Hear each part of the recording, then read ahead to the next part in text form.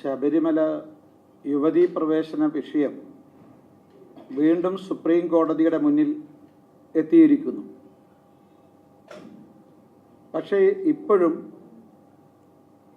സംസ്ഥാന സർക്കാരും CPM-ഉം പഴയ നിലപാടിൽ മാറ്റം വരുത്തിയിട്ടില്ല എന്നുള്ളതാണ് മനസ്സിലാക്കുന്നത്.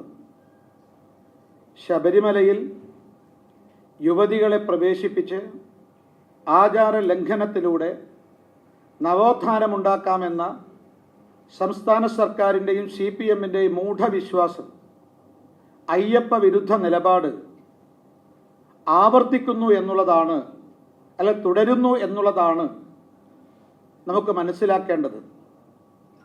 കാരണം ഇക്കാര്യത്തിൽ ഇതേവരെ സംസ്ഥാന സർക്കാരോ CPM-ഓ അവരുടെ നിലപാട് വ്യക്തമാക്കിയിട്ടില്ല. ഒന്നുകിൽ ഞങ്ങൾ ആചാര ലംഘനം നടത്തി ശബരിമല വിരുദ്ധ നിലപാടാണ്, അയ്യപ്പ വിരുദ്ധ നിലപാടാണ് സ്വീകരിക്കുന്നത് എന്ന് ജനങ്ങളോട് പറയണം. അല്ലെങ്കിൽ ശബരിമലക്കെതിരെ അയ്യപ്പ വിരുദ്ധ നിലപാടിൽ നിന്നും ഭക്തജനങ്ങളുടെ സമ്മർദ്ദത്തിന്റെ ഭാഗമായി നിലപാടിൽ മാറ്റം വരുത്തി എന്ന് സംസ്ഥാന സർക്കാർ CPM-ഉം വ്യക്തമാക്കണം. പക്ഷെ ഇപ്പോഴവർ രണ്ടുപേരും, സംസ്ഥാന സർക്കാരും CPM-ഉം മൗനം പാലിക്കുകയാണ്. എന്തുകൊണ്ടാണ് ശബരിമല യുവതീ പ്രവേശന വിഷയത്തിൽ സംസ്ഥാന സർക്കാരും CPM-ഉം നിലപാട് വ്യക്തമാക്കാത്തത്?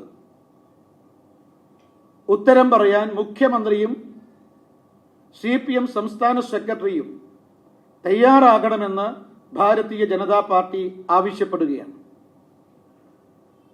പക്ഷേ ഈ അവസരത്തിൽ BJP ആവശ്യപ്പെടുന്നത് സംസ്ഥാന സർക്കാർ ഭക്തജനങ്ങൾക്കെതിരായി ആചാര ലംഘനത്തിന് അനുകൂലമായി സത്യവാങ്മൂലം സുപ്രീം കോടതിയിൽ നേരത്തെ നൽകിയിട്ടുണ്ട്.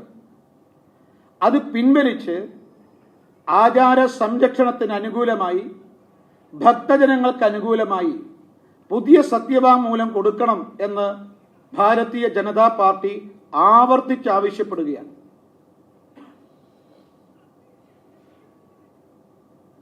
ഇക്കാര്യം ഉന്നയിച്ചുകൊണ്ട് നാളെ ഫെബ്രുവരി 24-ാം തീയതി വൈകുന്നേരം മുഖ്യമന്ത്രിയുടെ ഔദ്യോഗിക വസതിക്ക് മുമ്പിൽ അയ്യപ്പ ജ്യോതി തെളിയിക്കാൻ ഭാരതീയ ജനതാ പാർട്ടി തീരുമാനിച്ചിട്ടുണ്ട്.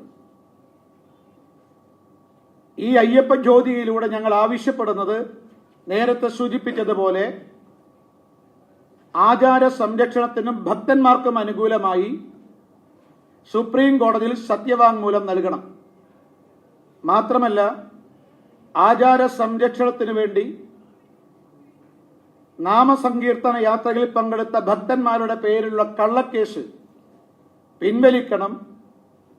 സംസ്ഥാന സർക്കാരിന്റെയും CPM-ന്റെയും അയ്യപ്പ വിരുദ്ധ നിലപാട് ജനങ്ങൾക്ക് മുന്നിൽ തുറന്നു കാണിച്ചുകൊണ്ടാണ് മുഖ്യമന്ത്രിയുടെ വസതിക്ക് മുന്നിൽ നാളെ ഫെബ്രുവരി 24-ാം തീയതി BJP അയ്യപ്പ ജ്യോതി തെളിയിക്കുന്നത്.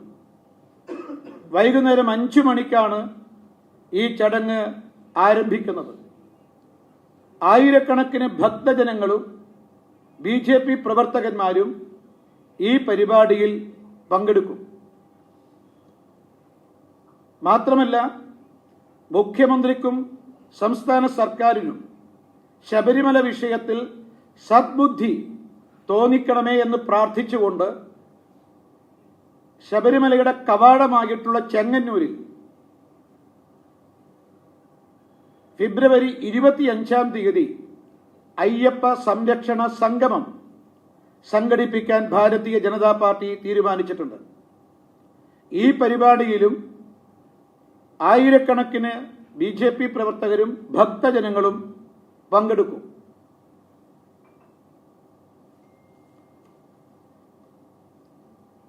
ഇന്നലെ MV ഗോവിന്ദൻ മാഷ്, CPM-ന്റെ സംസ്ഥാന സെക്രട്ടറി, ഇന്നലെ മാധ്യമങ്ങളോട് പറഞ്ഞത് ശബരിമല തന്ത്രി പെരും കള്ളനാണെന്ന. എന്നാൽ ഇക്കാര്യത്തെ സംബന്ധിച്ച് ഞങ്ങൾ പറയാൻ ആഗ്രഹിക്കുന്നു, പെരും കള്ളൻ അല്ലെങ്കിൽ പെരും കള്ളന്മാർ CPM നേതാക്കന്മാരും മന്ത്രിമാരുമാണ്. ഈ കള്ളന്മാരെല്ലാം CPM സംസ്ഥാന സെക്രട്ടറി എം വി ഗോവിന്ദൻ മാഷോടൊപ്പമാണുള്ളത് എന്നുകൂടി ഞങ്ങൾ പറയുകയാണ്. പെരുങ്കള്ളന്മാരെ തന്നോടൊപ്പം ഇരുത്തിക്കൊണ്ടാണ് നിരപരാധിയായ തന്ത്രിയെ ചൂണ്ടിക്കാണിച്ച് പെരും കള്ളനാണെന്ന് പറയുന്നത്. ഒരു കാര്യം വ്യക്തമായി, തന്ത്രിയുടെ അറസ്റ്റ് അത് CPMന്റെ രാഷ്ട്രീയ അജണ്ടയുടെ ഭാഗമായിട്ടാണെന്ന് വ്യക്തമായിരിക്കുകയാണ്. കാരണം ബന്ധപ്പെട്ട കോടതി തന്ത്രിയുടെ പേരിൽ ആരോപിച്ച കുറ്റത്തിന് ആധാരമായി ഒരു തെളിവുമില്ല എന്ന് അർത്ഥശങ്കക്കിടയില്ലാത്ത വിധം വ്യക്തമാക്കിയിട്ടുണ്ട്. പിന്നെ എന്തടിസ്ഥാനത്തിലാണ് MV ഗോവിന്ദൻ തന്ത്രിയെ പെരുങ്കള്ളൻ എന്ന് വിളിക്കുന്നത്? എന്നാൽ മന്ത്രിമാർക്കെതിരായിട്ട് CPM നേതാക്കന്മാർക്കെതിരായിട്ട് എല്ലാവിധ തെളിവുകളുണ്ട്. അപ്പൊ തന്റെ കൂടെയുള്ള പെരുങ്കള്ളന്മാരെ മറച്ചുവെക്കാനാണ് നിരപരാധിയായി എന്ന് കോടതി വിധിച്ചിട്ടുള്ള തന്ത്രിക്കെതിരായിട്ട് ഈ ദുരാരോപണം ഉന്നയിക്കാൻ MV ഗോവിന്ദൻ മാഷ് തയ്യാറാകുന്നത്. അതുകൊണ്ട് ഗോവിന്ദൻ മാഷ് അടിസ്ഥാനരഹിതമായ ഇത്തരം ആരോപണങ്ങൾ പിൻവലിച്ച് പരസ്യമായി മാപ്പ് പറയാൻ തയ്യാറാകേണ്ടതാണ്. തെളിവുണ്ടോ ഇല്ലയോ എന്നുള്ളത് ഇക്കാര്യത്തിൽ വിധി പറയേണ്ടത് കോടതിയാണ്. കോടതി പറഞ്ഞിരിക്കുന്നു നിരപരാധിയാണ്, തെളിവില്ല. അപ്പൊ അറസ്റ്റ് എന്തിന്റെ അടിസ്ഥാനത്തിലാണ്? മാർക്സിസ്റ്റ് പാർട്ടിയുടെ രാഷ്ട്രീയ പകപോക്കലിന്റെ അടിസ്ഥാനത്തിലാണെന്ന് വളരെ വ്യക്തമായിരിക്കുകയാണ്. ഇത് മാർക്സിസ്റ്റ് കോടതിയാണോ, ആ വിധിയാണോ MV ഗോവിന്ദൻ മാഷ് പ്രഖ്യാപിക്കുന്നത്? ഇപ്പൊ SITയുടെ അന്വേഷണം പൂർണ്ണമായും നിശ്ചലമായിരിക്കുകയാണ്. അന്വേഷണം മുഖ്യമന്ത്രിയുടെ നേതൃത്വത്തിൽ അട്ടിമറിക്കപ്പെടുന്നു. മന്ത്രിമാർക്കെതിരായിട്ടുള്ള അറസ്റ്റ് പാടില്ലെന്ന് SITക്ക് മുഖ്യമന്ത്രി നിർദ്ദേശം കൊടുത്തിട്ടുണ്ട്. അതുകൊണ്ടാണ് ഞങ്ങൾ വീണ്ടും പറയുന്നത്, ശബരിമല സ്വർണ്ണക്കൊള്ള കേന്ദ്ര ഏജൻസി CBI അന്വേഷിക്കണം എന്ന് ഞങ്ങൾ ആവർത്തിച്ച് ആവശ്യപ്പെടുകയാണ്.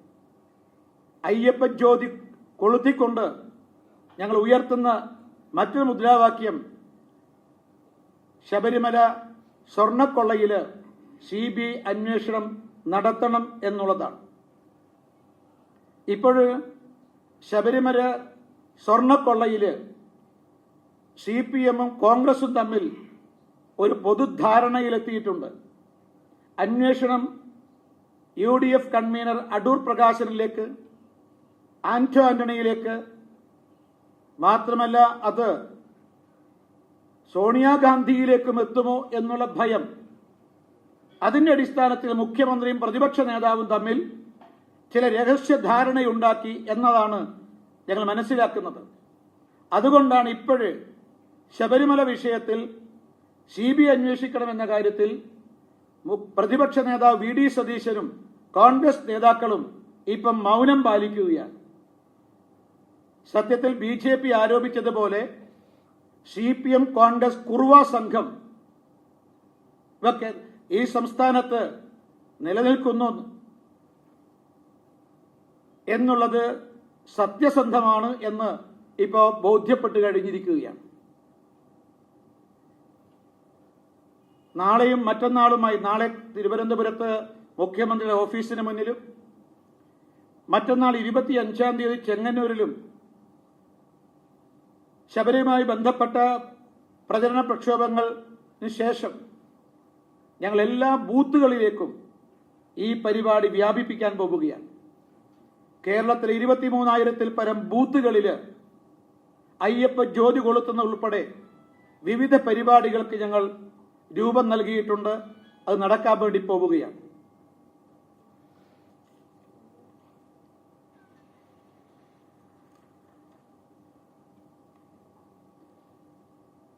ഒരു കാര്യം കൂടി ശബരിമലയുമായി ബന്ധപ്പെട്ട് ഒരു കാര്യവും കൂടി വ്യക്തമാക്കുന്നത്, ഈ പിണറായി വിജയനും മുഖ്യമന്ത്രി പിണറായി വിജയനും CPMും അമ്പലക്കള്ളന്മാരാണെന്ന് ഇപ്പൊ കേരളത്തിലെ ജനങ്ങൾക്ക് ബോധ്യപ്പെട്ടിരിക്കുകയാണ്. ഒന്ന്, ശബരിമലയിലെ സ്വർണം കൊള്ളയടിച്ചു എന്ന് മാത്രമല്ല, ആഗോള അയ്യപ്പ സംഗമം എന്ന പേരിൽ ഉഡായിപ്പ് പരിപാടി നടത്തി കോടികളാണ് മാർക്സിസ്റ്റ് പാർട്ടിയുടെ നേതൃത്വം കീശയിലാക്കിയത്. പ്രളയ ഫണ്ട് കൊള്ളയടിച്ചതുപോലെ, കൊറോണ ഫണ്ട് കൊള്ളയടിച്ചതുപോലെ, രക്തസാക്ഷി ഫണ്ട് കൊള്ളയടിച്ചതുപോലെ അയ്യപ്പന്റെ പേരിലും ഭക്തജനങ്ങൾ നൽകിയിട്ടുള്ള പണവും കൊള്ളയടിക്കുന്നു എന്നുള്ളതാണ് മനസ്സിലാക്കാൻ നമുക്ക് സാധിക്കുന്നത്. അതുകൊണ്ട് ഇവർ അമ്പലക്കള്ളന്മാരാണ് എന്ന് കേരളത്തിലെ ജനങ്ങൾക്ക് ബോധ്യപ്പെട്ടിരിക്കുകയാണ്.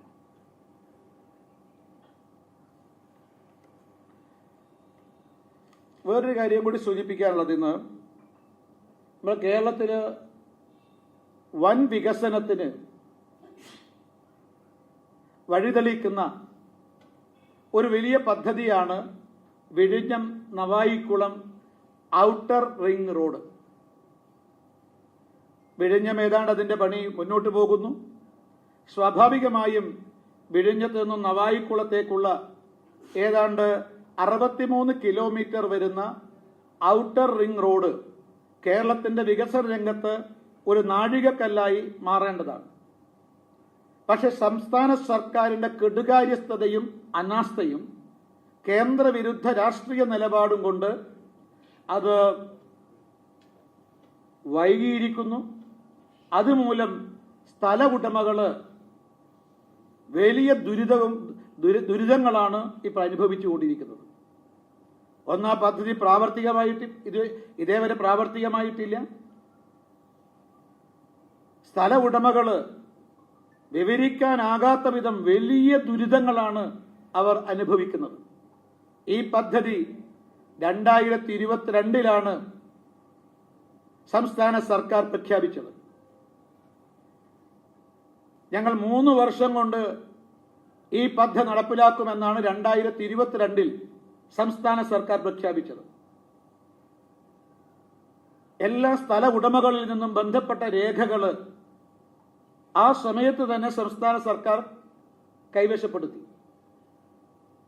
അതിനുശേഷം സ്ഥല ഉടമകൾക്ക് അവിടെ വീട് നിർമ്മിക്കാനോ ആ സ്ഥലത്ത് എന്തെങ്കിലും ചെയ്യാനോ അതുപോലെ അതിന്റെ രേഖകൾ പണയം വെച്ച് കടമെടുക്കാനോ സാധിക്കുന്നില്ല.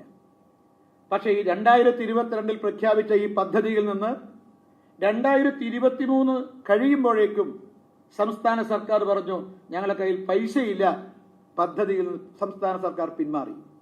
ഒരു കൊല്ലം പിന്മാറ്റത്തിന് പൂർണ്ണമായ ഒരു കൊല്ലത്തിലധികം സമയമെടുത്തു. ആ സമയത്തും സ്ഥല ഉടമകളുടെ രേഖകൾ സംസ്ഥാന സർക്കാരിന്റെ കൈവശം. പിന്നീട് 2024 ദേശീയപാത അതോറിറ്റിയോട് അഭ്യർത്ഥിച്ചു, നിങ്ങൾ ഇത് ഏറ്റെടുക്കണം എന്ന് പറഞ്ഞു. NHAI പരിശോധന നടത്തി ബന്ധപ്പെട്ട അധികൃതർ ചർച്ച നടത്തിയിട്ട് ഏറ്റെടുക്കാൻ തീരുമാനിച്ചു. പക്ഷെ ഒരു കണ്ടീഷൻ വെച്ചു, സ്ഥലവിലയുടെ 50% എങ്കിലും സംസ്ഥാന സർക്കാർ എടുക്കണം. ബാക്കി സ്ഥലവിലയുടെ 50% നിർമ്മാണത്തിനും ആവശ്യമായ പൂർണ്ണമായ ചെലവ് കേന്ദ്ര സർക്കാർ ദേശീയപാത അതോറിറ്റി വഹിക്കും എന്നും പറഞ്ഞു. പക്ഷേ ആവർത്തിച്ചാവശ്യപ്പെട്ടിട്ടും കരാറിൽ ഒപ്പിടാൻ സംസ്ഥാന സർക്കാർ തയ്യാറായില്ല. ഈ കാര്യത്തിൽ 50% കൊടുക്കാൻ ഞങ്ങൾക്ക് പണമില്ല എന്നാണെന്ന് പറഞ്ഞത്. പക്ഷെ ഇക്കാര്യത്തിൽ കേന്ദ്ര സർക്കാരുമായി കേന്ദ്ര മന്ത്രിയുമായി ചർച്ച നടത്താൻ പോലും മുഖ്യമന്ത്രിയോ മന്ത്രിമാരോ സമയം കണ്ടെത്തിയില്ല. കേരളത്തിന്റെ വികസനത്തിന് ഒരു വലിയ മുതൽക്കൂട്ടാവുന്ന വലിയ പദ്ധതിയാണിത്. എന്നിട്ട് സ്ഥലത്തിന്റെ വിലയുടെ കേവലം 50% കൊടുത്താൽ മതി, ബാക്കി എല്ലാ ചെലവും കേന്ദ്ര സർക്കാർ വഹിക്കും എന്ന് വ്യക്തമാക്കി. പക്ഷെ ഇക്കാര്യത്തിൽ ഒരു മറുപടി കൊടുക്കുന്നതിന് പകരം, കേന്ദ്രമന്ത്രിയുമായി ചർച്ച നടത്തുന്നതിന് പകരം, ദേശീയപാത അതോറിറ്റിയുമായിട്ട് ചർച്ച നടത്തുന്നതിന് പകരം അവർ ഇക്കാര്യത്തിൽ മൗനം പാലിച്ചു. ഏറ്റവും ഒടുവിലാണ് അവസാനം കരാറിൽ ഒപ്പുവെച്ചത്. കരാറിൽ ഒപ്പുവെച്ചതിന് ശേഷം ഇതിന്റെ പരിസ്ഥിതി പഠനത്തിന് അനുമതിക്കും ആവശ്യമായിട്ടുള്ള ബന്ധപ്പെട്ട രേഖകൾ NHAIയെ ഏൽപ്പിക്കാൻ സംസ്ഥാന സർക്കാർ തയ്യാറായില്ല. ഏറ്റവും ഒടുവിലാണ് ഇപ്പോൾ ഈ വിഷയം BJPയുടെ ശ്രദ്ധയിൽ വന്നത്. BJPയുടെ സംസ്ഥാന അധ്യക്ഷൻ ശ്രീ രാജീവ് ചന്ദ്രശേഖർജിയുമായിട്ട് അവിടെ രൂപീകരിക്കപ്പെട്ട ആക്ഷൻ കൗൺസിൽ ഭാരവാഹികൾ ചർച്ച ചെയ്തു. അതിനുശേഷം ശ്രീ രാജീവ് ചന്ദ്രശേഖർജി നിതിൻ ഗഡ്കരിയുമായിട്ട് വകുപ്പ് മന്ത്രിയുമായി ചർച്ച ചെയ്ത് ഇപ്പോൾ സ്ഥലമുടമകൾക്ക് അതിൻ്റെ സ്ഥലത്തിൻ്റെ സ്ഥലവില നൽകാമെന്ന് ഉറപ്പ് നൽകിയിട്ടുണ്ട്. സത്യത്തിൽ ഇത് സംസ്ഥാന സർക്കാർ അനാസ്ഥ കാണിച്ചില്ലായിരുന്നുവെങ്കിൽ, അവിടെ ഘടുകാര്യസ്ഥത ഇല്ലായിരുന്നുവെങ്കിൽ, ഈ കേന്ദ്രവിരുദ്ധ നിലപാട് മാറ്റിയിരുന്നുവെങ്കിൽ സ്ഥലമുടമകൾക്ക് നേരത്തെ പൈസ കൊടുക്കാമായിരുന്നു. പക്ഷേ നമ്മുടെ സംസ്ഥാന സർക്കാരിന് കെടുകാര്യസ്ഥതയാണ്, കഴിവില്ലായ്മയാണ് ഈ പദ്ധതി ഇത്രയും വൈകിയത്. അതിന്റെ ഫലമായിട്ടാണ് സ്ഥല ഉടമകള് നിത്യ ദുരിതത്തിലായത്. ഇത് യഥാർത്ഥത്തിൽ നമ്മുടെ കൊല്ലത്ത് കേന്ദ്ര സർക്കാർ അനുവദിച്ച ESICയുടെ കീഴിൽ 600 കോടി രൂപ ചെലവഴിച്ച് ഒരു മെഡിക്കൽ കോളേജ് സ്ഥാപിക്കാമെന്ന് പറഞ്ഞിട്ടും ഒരു എസൻഷ്യാലിറ്റി സർട്ടിഫിക്കറ്റ് ഹാജരാക്കാൻ ഇതുവരെ സംസ്ഥാന സർക്കാർ തയ്യാറായിട്ടില്ല. ഇതുവരെ 600 കോടിയുടെ പദ്ധതിയാണ്. തൊഴിലാളികൾക്കാണ് അതിന് കൂടുതൽ പ്രയോജനം ലഭിക്കുന്നത്. തൊഴിലാളികളെ മക്കൾക്ക് മെഡിക്കൽ വിദ്യാഭ്യാസം കിട്ടും. തൊഴിലാളികളെ സംബന്ധിച്ച് അവർക്കേറെ പ്രയോജനപ്പെടുന്ന ഒരു പദ്ധതിയാണ് ഈ കൊല്ലം മെഡിക്കൽ കോളേജ്. ഇതുവരെ ഞങ്ങൾ ഇക്കാര്യത്തിൽ BJP ഇതിനെതിരെ പ്രക്ഷോഭം നടത്തി. എന്നിട്ട് പോലും ഇതുവരെ എസൻഷ്യാലിറ്റി സർട്ടിഫിക്കറ്റ് കൊടുത്തിട്ടില്ല. ഇത് തന്നെയാണ് ഈ വിഴിഞ്ഞത്തുനിന്നും നവായിക്കുളത്തേക്കുള്ള ഔട്ടർ റിംഗ് റോഡിന്റെ കാര്യത്തിൽ സംസ്ഥാന സർക്കാർ കാണിച്ചത്. പക്ഷെ ഇപ്പോൾ BJP ഇക്കാര്യത്തിൽ ഇടപെട്ടിട്ടുണ്ട്. BJP സംസ്ഥാന അധ്യക്ഷൻ ഇടപെട്ടിട്ടുണ്ട്. അദ്ദേഹം വകുപ്പ് മന്ത്രിയുമായി ചർച്ച ചെയ്തിട്ടുണ്ട്. അടിയന്തരമായിട്ടും എത്രയും പെട്ടെന്ന് സാങ്കേതിക പ്രശ്നങ്ങൾ പരിഹരിച്ചുകൊണ്ട് സ്ഥല ഉടമകൾക്ക് നഷ്ടപരിഹാരം നൽകാമെന്ന് മന്ത്രി ഉറപ്പ് നൽകിയിട്ടുണ്ട്.